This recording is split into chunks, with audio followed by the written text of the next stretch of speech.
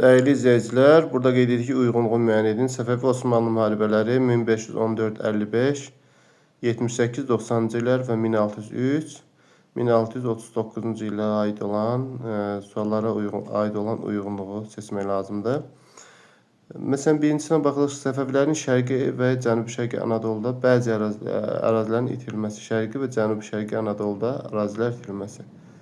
Doğrudur. Bu 1514-cü ildə Çaldıran döyüşündən sonra baş verib. Təbrizin Sultan 1-ci Səlimin qoşunları tərəfindən işğal edilməsi. Bəli, bu da olmuşdu.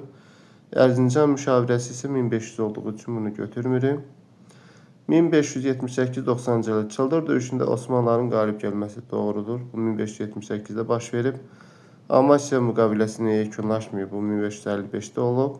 Şah II İsmailin hakimiyyət dövrünə başlanması Xeyr Məhəmməd Xudabəndənin dövrünə aiddir.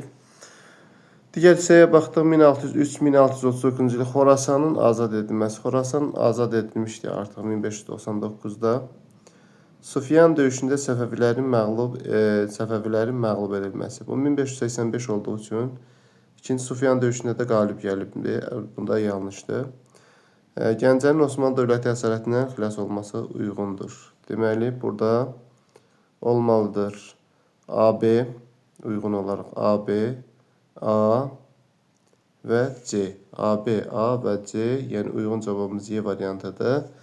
Digər bir sualda Qərbi Roma imperiyasından fərqli olaraq Bizans erkən orta əsrlərdə süqut etmişdir. Xeyr, Bizans əslində 1453-ə qədər davam edib. Klassik feodalizm dövründədir. Ərəb xilafəti ilə müharibə aparmışdı. Bəli, Bizans aparıb, amma Qərbi Roma aparmamışdı. Uyğun cavabımız B variantı olar. Diqqətiniz üçün təşəkkür edirik.